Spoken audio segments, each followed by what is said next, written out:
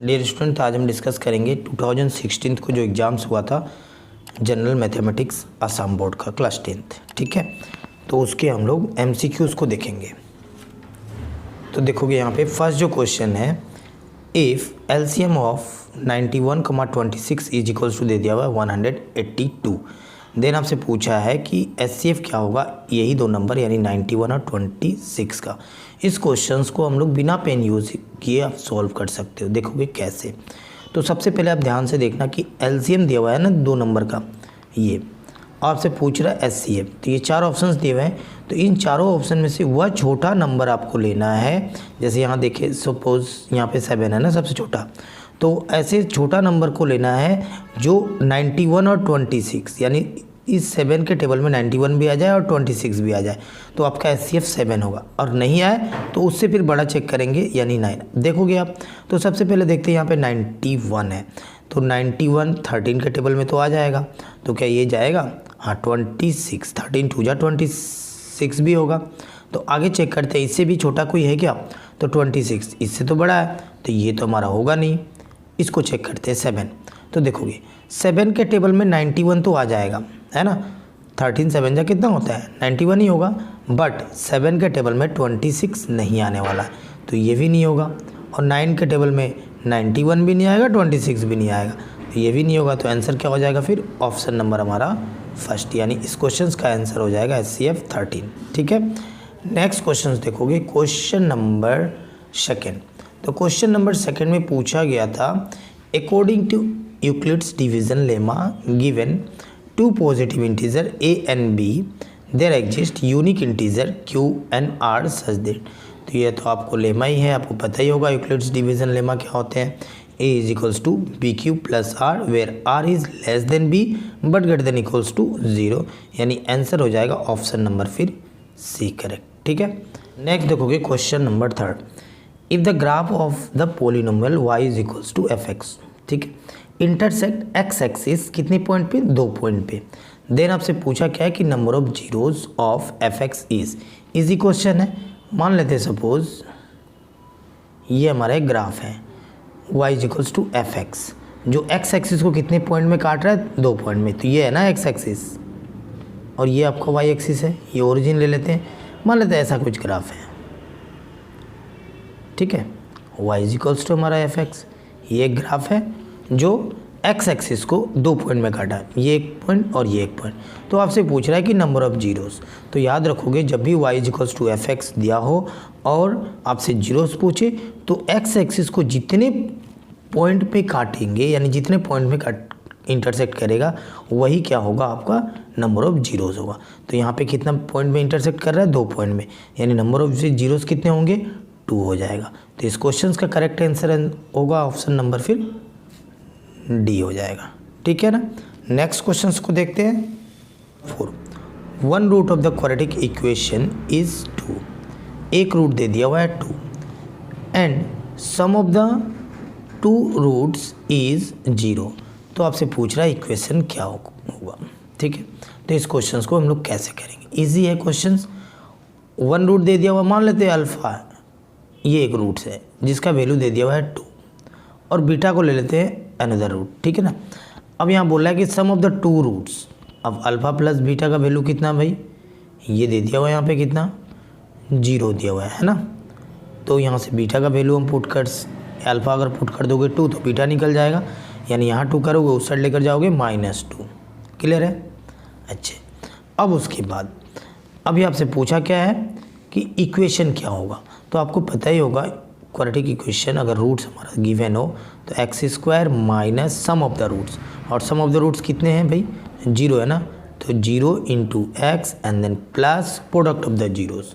ठीक है, तो प्रोडक्ट ऑफ द जीरोस कितना होगा? यहाँ पे देखोगे अल्फ़ा है और एक यहाँ अल्फ़ा और बीटा हो जाएगा ना, यानी 2 और -2। सो 2 और -2 इस तरह से हम लोग लिख लेंगे और इक्वल्स टू 0 होगा। सो x², ये तो 0 हो जाएगा x वाला टर्म। अब यहाँ देखोगे प्लस माइनस माइनस 2 2 जा 4। सो आंसर क्या हो जाएगा फिर? x² -4 is equals to 0। इस क्वेश्चन का करेक्ट आंसर हो जाएगा। ऑप्शंस में देखोगे x² -4 ऑप्शन नंबर फिर हो जाएंगे आपका B correct. Next question, question number 5। यहाँ बोल रहा है कि in triangle ABC is an isosceles triangle in which angle C का वैल्यू दे दिया हुआ है 90 और AC दे दिया हुआ है 6। देन आपसे पूछा है AB का वैल्यू क्या होगा। कैसे करोगे, तो देखोगे हमारा एंगल C कितना है 90 डिग्री है, बट ये बोल रहा है कि ABC हमारा आइसोसेलेस ट्रायंगल है। ठीक है, कोई बात नहीं। यहाँ पे हम क्या करेंगे, इस तरह से हम लोग राइट आइसोसेलेस ट्रायंगल ड्रॉ करेंगे। ये हो गया A, यहाँ पे तो C आएगा क्योंकि C हमारा क्या है 90 बोल रहा है ना ये। ठीक है, और ये हो जाएगा फिर आपका B। तो देखोगे अब ये आइसोसेलेस है तो ये और ये दोनों आपस में क्या होंगे, इक्वल होंगे। जो AC का वैल्यू दे दिया हुआ है 6, तो ये और ये दो साइड आपस में इक्वल होंगे। तो ये 6 है तो ये भी कितना होगा 6 है। अब ये कौन सा ट्रायंगल आपको दिख रहा है, राइट एंगल ट्रायंगल है ना। तो राइट एंगल ट्रायंगल होता है तो हमारा पाइथागोरस थ्योरम सेटिस्फाइड होगा। So AB square is equal to क्या होगा, AC square plus CB square, यही होगा ना। AB square is equals to 6 square plus again 6 square. Clear है यहाँ तक।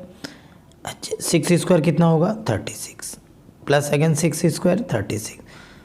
तो 36 इन प्लस 36 करोगे तो क्या होगा 2 इंटू 36 हम लिख सकते हैं, है ना, क्योंकि 2 बार है ना ये। तो 2 इंटू 36 भी लिख सकते हो या फिर प्लस करके 72 भी लिख सकते हो। सो AB का वैल्यू कितना होगा, रूट लगाओगे 2 इंटू 36। अब देखोगे 36 हमारा क्या है, परफेक्ट स्क्वायर है ना, तो ये बाहर आ जाएगा, यानी कितना 6 का स्क्वायर था, 6 बाहर आ गया और ये अंदर हो जाएगा √2। सो आंसर हो जाएगा 6√2। ऑप्शंस में देखोगे ऑप्शन नंबर हो जाएंगे फिर फर्स्ट करेक्ट। क्लियर है। नेक्स्ट क्वेश्चन देखोगे, question number 6। The mid point of the line segment joining the point -6,5 and -2,3 is A/3,4। Then आपसे पूछा क्या है A। ठीक है, तो मिड पॉइंट हम लोग कैसे निकालते हैं, मान लेते हैं 2 पॉइंट है x1, y1 और दूसरा हो गया x2, y2, 2 पॉइंट है। उसका मिड पॉइंट अगर हम निकालें तो ये क्या होता है x1 plus x2 divide by 2, y1 plus y2 divide by 2, ये होता है ना मिड पॉइंट। ठीक है, तो यहाँ पे देखोगे अब मिड पॉइंट जो है A/2,4 है, यानी हमारा जो हमें फाइंड क्या करना है A ना। तो देखो A है कहाँ पे, तो A किस पे है, x वाले पे है। तो हम क्या करेंगे A/3 इज इक्वल्स टू ये लगाएंगे x1 प्लस x2/2, है ना। सो A/3 इज इक्वल्स टू अब x1, तो x1 क्या होगा यहाँ पे -6, सो -6 एंड x2 क्या है -2, तो प्लस माइनस क्या होगा माइनस ही होगा। सो -2 और नीचे फिर क्या लगाएंगे, ये है ना 2 मिड पॉइंट का। ठीक है, तो ये कितना हो जाएगा -8/2, यानी हो जाएगा -4। सो A का वैल्यू फिर क्या मिलेगा भाई, ये 3 उस साइड जाएगा, यानी यहाँ पे तो A/3 है ना। ठीक है, सो 3 यहाँ मल्टीप्लाई होगा उस साइड जाके, तो 4 3 हो जाएगा 12 -12। सो A का वैल्यू हो गया -12। ऑप्शंस में देखोगे A इज इक्वल्स टू -12 का है, तो ऑप्शन नंबर आपको दिख रहा है B correct. Next question number 7। Value of sine theta and then into cos 90 minus theta plus cos theta and then into sine 90 minus theta. तो आपको पता ही होगा कोस 90 माइनस थीटा का वैल्यू क्या होता है, साइन थीटा होता है। ठीक है, और अगर यहाँ साइन हो तो फिर किस में चेंज होगा, कोस में चेंज होगा। तो ये देखोगे ये फिर चेंज हो जाएगा किस में, साइन थीटा, और एक यहाँ पे साइन थीटा है, तो साइन फिर क्या हो जाएगा साइन स्क्वायर थीटा। तो फर्स्ट वाला पार्ट मिला आपका sine square theta and then बीच में प्लस है, सो ये प्लस हो गया। यहाँ से फिर क्या मिलेगा आपको, साइन 90 माइनस थीटा यानी कोस थीटा होगा, और इधर एक कोस थीटा है, मल्टीप्लाई करोगे तो क्या होगा कोस स्क्वायर थीटा। क्लियर है। आप देखोगे ये आइडेंटिटीज हो गया ना, ये कितना होता है इसका वैल्यू 1 होता है। सो इस क्वेश्चन का करेक्ट आंसर होगा 1। ऑप्शंस में देखोगे ऑप्शन नंबर हो जाएगा फिर C करेक्ट। नेक्स्ट क्वेश्चन देखोगे, क्वेश्चन नंबर 8।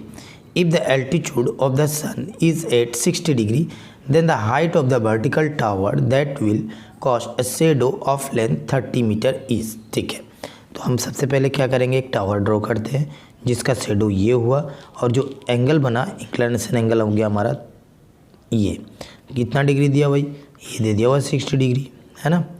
अब इसको अगर हम ले ले डिनोट कर लेते हैं A B एंड देन ये हो गया C। तो देखोगे शेडो के लेंथ कितना है, यहाँ से यहाँ तक है ना ये शेडो, ये हो गया 30 मीटर। क्लियर है। अब आपसे पूछ रहा है कि हाइट ऑफ द टावर, तो यही है ना हाइट ऑफ द टावर, ये यहाँ से यहाँ तक है, इसको ले लेते हैं h। तो देखोगे अब यहाँ पे, अब ये तो राइट एंगल ट्रायंगल है, तो हमें ये एंगल गिवन है, ठीक है ना। तो इसका अपोजिट वाला ये क्या होता है, परपेंडिकुलर होता है, और इसका सामने वाला फिर क्या बोलते हैं, बेस। ये तो हाइपोटेनस फिक्स्ड ही होता है, पता ही है आपको, ठीक है। तो देखोगे अब P परपेंडिकुलर, बेस और हमारा एंगल गिवन है, तो P और B में किसके साथ रिलेशन बना सकते हैं, ट्रिग्नोमेट्रिक रिलेशन, तो ये हो सकता है 10। तो हम लगाएंगे 10 60 डिग्री, यानी 10 थीटा इज इक्वल्स टू क्या होगा, P बाई B होता है, परपेंडिकुलर बाई बेस। तो यहाँ पे परपेंडिकुलर क्या हो गया, AB, that means height of the tower, so H, और बेस क्या हो गया, BC।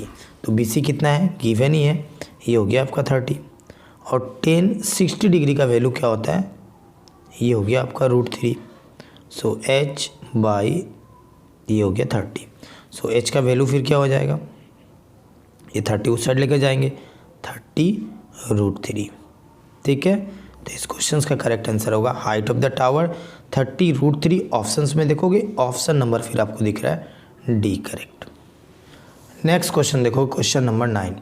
If the circumference of a circle is 44 centimetre then its area is, ठीक है। तो देखोगे circumference of a circle is 44 centimetre. तो आपको पता ही होगा कि सर्कमफ्रेंस ऑफ ए सर्कल क्या होता है, 2πr, और इसका वैल्यू गिवन है 44।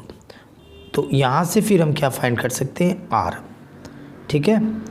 r का वैल्यू हम फाइंड कर सकते हैं 44 डिवाइड बाई 2, और ये हो गया पाई, और पाई का वैल्यू आपको पता है कितना होता है, पाई का वैल्यू हो गया 22/7, ये नीचे का 7 ऊपर जाएगा, सो मल्टीप्लाई, देखोगे 2 × 22 ये क्या होगा, 44 होगा, सो ये दोनों ये 44 कैंसिल हो जाएंगे, बचा क्या 7। तो हमारा जो रेडियस आएगा सर्कल का, जो रेडियस r = 7 सेंटीमीटर मिला, ठीक है। हमें फाइंड क्या करना है, फाइंड करना है दैट इट्स एरिया ना। तो एरिया क्या होता है, अब आपको एरिया पता ही होगा, सर्कल का एरिया क्या होता है, πr², क्लियर है। तो पाई का वैल्यू फिर क्या होगा, 22/7 पुट करेंगे, और r² यानी 7 × 7 दो बार इंटू होगा ना इस तरह से, या तो फिर आप डायरेक्ट स्क्वायर कर दो, या फिर 7 × 7, 7 × 7 लिखने से बेनिफिट होगा, फटाफट आप कैंसिल कर सकते हो, मल्टीप्लाई कर देते हैं, आंसर हो गया 7 × 2 = 14, कैरी 1, 7 × 2 = 14, 1 15, यानी 154 सेंटीमीटर स्क्वायर हो जाएगा इस क्वेश्चन का करेक्ट आंसर। ऑप्शंस में देखोगे ऑप्शन नंबर फिर हो जाएंगे डी करेक्ट। नेक्स्ट क्वेश्चन को देखते हैं। The volume of 2 spheres are in the ratio 64:27। तो आपसे पूछ रहा है कि the ratio of their surface area. अभी इस क्वेश्चन का ट्रिक्स क्या है, बिना पेन यूज़ किए क्वेश्चन देख के आंसर को फाइंड कर सकते हो। कैसे फाइंड कर सकते हो, देखो जब भी 2 स्फीयर हो और उसका वॉल्यूम का रेशियो दिया हो और आपसे सरफेस एरिया पूछे, तो सबसे पहले क्या करना कि इन दोनों का क्यूब रूट फाइंड करना ना। तो ये कितने का क्यूब होता है, 4 का होता है, 64 4 का क्यूब होगा, और 27 कितने का होगा, 3 का। आपसे फिर क्या पूछ रहा है, सरफेस एरिया, बस स्क्वायर कर दो, आंसर आ गया, यानी हो गया 16:9। क्लियर। कैसे होगा मैं करके भी दिखा देता हूँ। मान लेते हैं 2 स्फीयर है जिसका ये हमारा दे दिया हुआ है volume of sphere in the ratio ना, 2 दे दिया हुआ है, ठीक है। तो वॉल्यूम ऑफ स्फीयर्स क्या होता है, 4/3 पाई। अब 2 अलग अलग है ना, एक छोटा एक बड़ा, तो हम एक को ले लेते हैं r1, 4/3 pi r³ divide by दूसरा का हो गया 4/3 पाई r2 डिनोट कर लेते हैं इसका radius cube, is equals to कितना है 64/27। ये 4/3 पाई ऊपर नीचे कैंसिल हो जाएंगे, सो r1/r2 ये तो होल क्यूब होगा, ये कितने का क्यूब होगा, अभी मैंने बताया 4/3 का क्यूब होगा, ठीक है। सो r1/r2 ये आपको मिल गया 4/3। क्लियर है। अब देखोगे आपसे पूछा क्या है, ratio of their surface area. तो सरफेस एरिया क्या होता है आपको पता ही होगा, 4πr1² डिवाइड बाई 4πr2², ठीक है। 4 पाई कैंसिल, R1/R2 का होल स्क्वायर कर दो। R1/R2 कितना है 4/3, 4/3 का होल स्क्वायर यानी कितना आया 16:9। तो इतना करने के बाद आप आंसर को लाओगे। और अगर आपको प्रोसेस पता है, ट्रिक्स पता है, तो विद इन सेकेंड आप क्वेश्चन देके आंसर डायरेक्ट निकाल लोगे 16:9 जो मैंने स्टार्टिंग में आपको बताया। तो इस क्वेश्चन का आंसर होगा 16:9। ऑप्शंस में देखोगे ऑप्शन नंबर हो जाएंगे फिर डी करेक्ट। तो नेक्स्ट क्वेश्चन को देखते हैं। क्वेश्चन नंबर 11 यहाँ दिया हुआ है कि the median and mode of data are 33 and 45 respectively, then its mean पूछ रहा है आपसे। मीडियन और मोड गिवन है, तो इन तीनों में रिलेशन आपको पता होना पड़ेगा। तो इन तीनों में रिलेशन क्या होता है, 3 into median is equals to mode plus 2 into mean. अगर आपको याद नहीं है तो इसको लर्न कर लोगे, ठीक है। ये अगर याद रहता है तो ऐसा क्वेश्चन आ सकते हैं एग्जाम्स में। तो विद इन सेकंड हम लोग आंसर को फाइंड कर सकते हैं। देखोगे अब मीडियन का वैल्यू कितना दिया हुआ है, दिया हुआ ना 33, तो 33 इंटू 3 करेंगे, डायरेक्ट में लिख दे रहा हूँ, ये हो जाएगा 99 इज इक्वल्स टू मोड का वैल्यू कितना है भाई 45 प्लस 2 इंटू मीन। क्लियर। अब इस 45 को इधर लाओगे तो माइनस करोगे, तो मैं डायरेक्ट लिखता हूँ 9 से 5 गया यानी 4 और 9 से 4 गया 5 इज इक्वल्स टू मीन। अब इस 2 को क्या करोगे आप, डिवाइड होगा ना, फिर ये नीचे आ जाएगा। सो कैंसिल करोगे कितने बार में 27। तो इस क्वेश्चन का करेक्ट आंसर होगा 27। ऑप्शंस में देखोगे ऑप्शन नंबर हो जाएंगे फिर सी करेक्ट। तो नेक्स्ट क्वेश्चन को देखते हैं। Question number 12 a number is selected from the first 100 natural numbers, ठीक है। The probability that the number is divisible by 7। तो यहाँ बोला है कि फर्स्ट 100 नेचुरल नंबर्स यानी 1 से लेकर कहाँ तक, अप टू 100 तक। अब प्रोबेबिलिटी क्या फाइंड करना है, डिविजिबल बाई 7। तो इसमें डिविजिबल बाई 7 क्या होगा, एक तो 7 होगा, उसके बाद कंटिन्यू कहाँ तक है, 7 होगा, 14 होगा, 21 होगा, बस 7 का मल्टीपल। तो 100 के पहले कौन सा आएगा, 14 7 जा कितना होता है 98 होता है ना, इससे ज़्यादा तो जाएगा नहीं, क्योंकि 15 7 जा हो गया 105, ये तो बाहर हो जाएगा, है ना। तो ये यहाँ से यहाँ तक अब यही आएगा ना। तो टोटल कितने हैं 7 का मल्टीपल्स, 14 7 जा आया ना, तो 14 है ना। तो प्रोबेबिलिटी आपको फाइंड करना है, प्रोबेबिलिटी ऑफ एन इवेंट यानी हो गया हमारा डिविजिबल बाई 7, यानी हमारा टोटल आउटकम्स जो होगा वो कहाँ होगा, नीचे होगा। सो टोटल आउटकम्स कितने हो गए, 1 से लेकर कितने नंबर है 100 तक, तो ये 100 आपका नीचे हो जाएगा। और फेवरेबल आउटकम्स यानी जो हमें मिला है, जो पूछा है जिस इवेंट का, यानी कितना है डिविजिबल बाई 7, टोटल कितने हैं 14 है। सो 14 को क्या करोगे आप ऊपर रखोगे, ठीक है। अब इसको फिर आप 2 से कैंसिल करो, ये देखोगे 7 टाइम्स और ये जाएगा फिर 50। तो आंसर हो जाएगा 7/50, क्योंकि इससे और छोटा होने वाला है नहीं, है ना। तो 7/50 ऑप्शंस में देखोगे ऑप्शन नंबर हो जाएंगे फिर फर्स्ट करेक्ट। तो डियर स्टूडेंट, आज मैंने 2016 का जो एग्ज़ाम्स हुआ था बोर्ड एग्ज़ाम्स, उसके मैंने MCQs क्वेश्चंस को करवाए जनरल मैथमेटिक्स का। तो इस तरह क्वेश्चंस अब मेरे चैनल में देखना चाहते हो, नए हो तो चैनल को सब्सक्राइब करके बेल आइकन को प्रेस कर लीजिएगा, ताकि आने वाले वीडियो का नोटिफिकेशन आपको आसानी से मिल सके। तो मिलते हैं नेक्स्ट वीडियो में, तब तक के लिए जय हिंद, वंदे मातरम।